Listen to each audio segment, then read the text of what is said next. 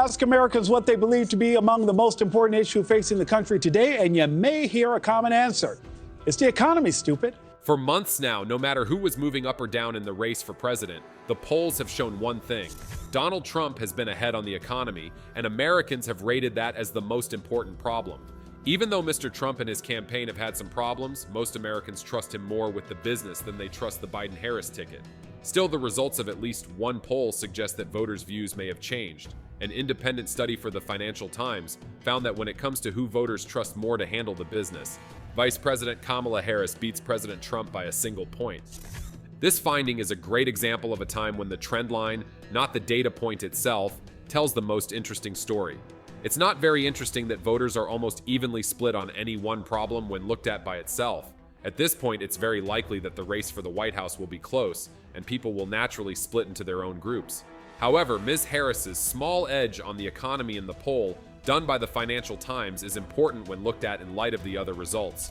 It would be interesting to see how things changed from Mr. Trump winning on the main question to it being a jump ball. It will be possible to see this shift if this finding shows up in other surveys as well. The monthly poll found that 42% of people trust Harris's decisions about money issues. This is 1 percentage point more than the Republican running for president. That being said, the lead is very small, but it is well within the poll's error range of 3.1 percentage points either way. Between August 3rd and August 5th, 1,001 registered voters were asked to fill out the poll, which was made public on Sunday. Several polls have shown that Trump is far ahead of Harris when it comes to economic problems.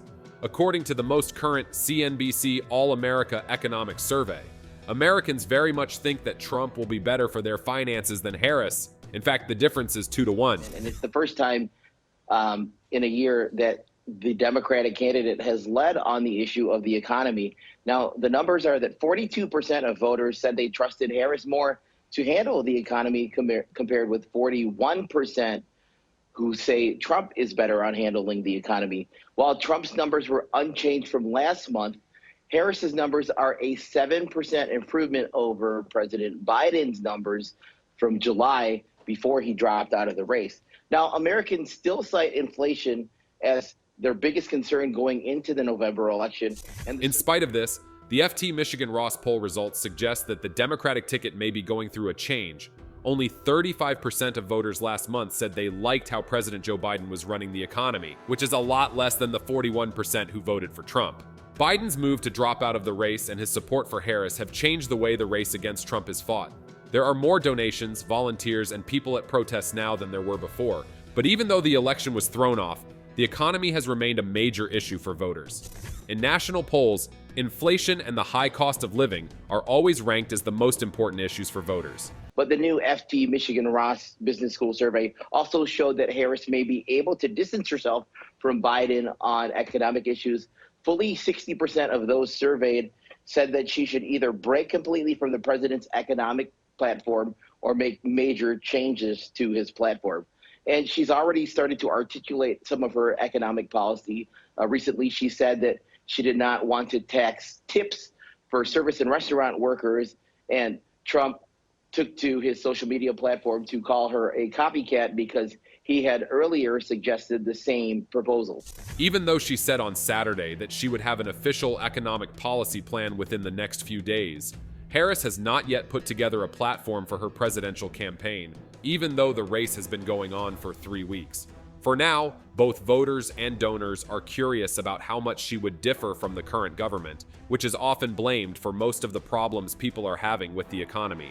According to a poll by the Financial Times and Michigan Ross, 60% of people thought that Harris should either cut ties with Biden's economic plans totally or make major changes to his proposals. As a political tactic, Trump often takes advantage of people's negative views on the business. His job is to turn economic red flags into stories about a full-on disaster that is the result of what Biden and Harris are doing as leaders of the government. For example, when the stock market dropped sharply the week before, raising fears that a recession was about to start, Trump quickly went on Truth Social to call it the Kamala crash. It worked for Trump to connect the administrations of Biden and Harris to the fact that most Americans are worried about the economy. A poll by the Financial Times and Michigan Ross found that 42% of people would be much or somewhat better off if Trump were to run for a second term. On the other hand, 33% of those who answered say the same thing about Harris. Ask Americans what they believe to be among the most important issue facing the country today, and you may hear a common answer. It's the economy, stupid. That legendary political catchphrase helped propel then-candidate Bill Clinton into the Oval Office back in 1992, and some believe it to be as true today as it was then. According to the most recent data from Gallup polling, 33% of Americans say economic issues are the most important problem facing the U.S. today. And a new poll by the Financial Times and the University of Michigan Ross Business School shows Americans trust VP Kamala Harris more on the economy than former President Donald Trump. But the numbers are tight. To be clear, this isn't always because people are feeling a lot better about the economy right now. A study by the Financial Times found that a pretty steady majority of Americans say they are surviving their finances instead of prevailing. About 3/4 of the people who answered the poll were negative about the economy as a whole, and 50% said that their own finances are worse now than they were before President Biden took office. Instead, the poll shows that Mr. Trump and the Republicans have not yet been able to make the economic ideas of Ms. Harris and Mr. Biden fit together. This will be a big problem for Ms. Harris if they are able to do it. More than 6 out of 10 people in the same poll think she should make major changes or take a completely different approach from Mr. Biden if she is elected. In most polls that we have seen, but while the poll shows Americans trust Vice President Harris more on the economy overall, Americans think they'll be better off financially under a second Trump presidency. That could explain why we're seeing Vice President Harris starting to share her economic plans, and she's sounding more and more like her opponent than you may expect. J.D. Vance, who is running mate to Donald Trump, called Ms. Harris a chameleon in an interview that aired on Sunday. This is something that Mr. Trump has already said he supports. There shouldn't be a government tax on tips. I believe that Kamala Harris is whatever she says she is, but I believe importantly that President Trump is right that she's a chameleon. She pretends to be one thing in front of one audience, she pretends to be something different in front of another audience. Look, Dana, she's not running a political campaign, she's running a movie. She only speaks to voters behind a teleprompter. Everything is scripted. She doesn't have her policy positions out there. She hasn't answered why she wanted to ban fracking, but now she doesn't. She wanted to fund police, but now she doesn't. She wanted to open the border, but now she doesn't. She should have to answer for why she presents a different set of policies to one audience and a different set of policies to another audience. And I think that's what President Trump is getting at. This is a fundamentally fake person. She's different depending on who she's in front of. Ms. Harris agreed with him. These words were said on the campaign trail on Saturday. Almost like an Etch-a-Sketch, one of Mitt Romney's top campaign officials said that after the primary election, Mr. Romney would be free to start over with his policy ideas. This made me think of the 2012 election. At the time, that comment was met with harsh criticism. That being said, Ms. Harris has been able to liven things up and lift some of the economic doom that hung over Mr. Biden's campaign. It looks like this election went well, at least for now. Different odds and ends. Weird might not work. There were a lot of compliments on Governor Tim Walz's use of the word weird to describe the Trump-Vance ticket. Others in academia and the media seem to think differently.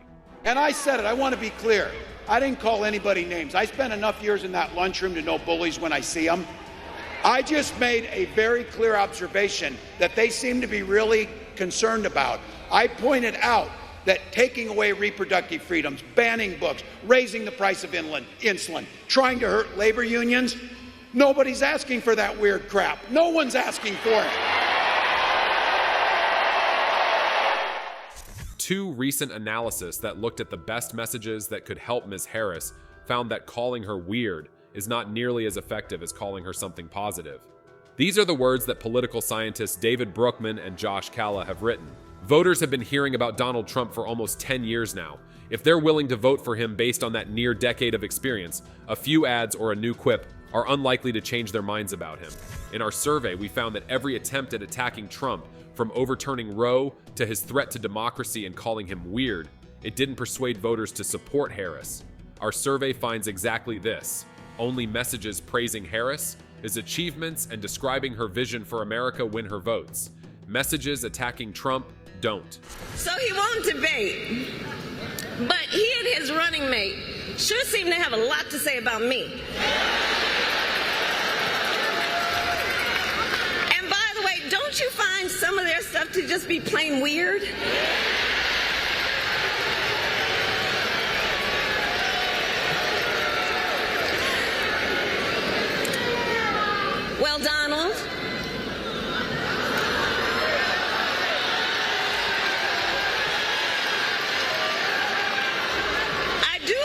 you'll reconsider to meet me on the debate stage. The most recent polls from the Times and Siena in 3 strategically important battleground states also show that the race is moving in Ms. Harris's favor. There also seem to be clear trend lines in this area. A number of polls done soon after Mr. Biden dropped out of the race showed that it was close, but in the weeks that followed, Harris slowly pulled ahead. According to those polls, Mr. Trump has a 6-point lead over Ms. Harris among people who are likely to vote when it comes to the economy.